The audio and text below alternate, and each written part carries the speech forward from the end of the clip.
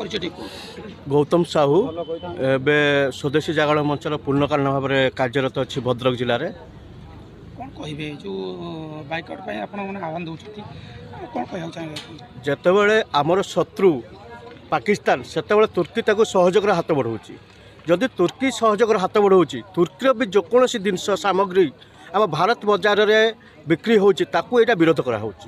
जनसाधारण मानक सचेतन कराऊँ तुर्की जिनस व्यवहार करने कारण तुर्की आम जेपर्यंत विरोध कले सारा इंडिया विरोध होची तार आर्थिक दंड मेरुदंड बंद भांगीज ताद्वारा सी आमर जापर कि भारत शक्ति केते अच्छी एवं से ये सचेतनता कार्यक्रम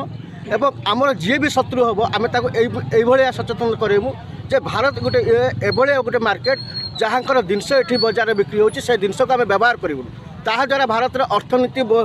सुदृढ़ एवं तांकर अधीन जो अर्थनीति सबुजाक धूलिसात हो चल भी पारे। आपण निकट में जानते श्रीलंकार जमी अवस्था होता एवं से अवस्था तुर्कीर हम तुर्की तुर्की चाइना तांकर यही अवस्था हम दिने ना दिने से सर्वहरा भी होती आमको सचेतन करार अच्छी एवं जो कार्यक्रम माध्यम लोक सचेतन करार अच्छी।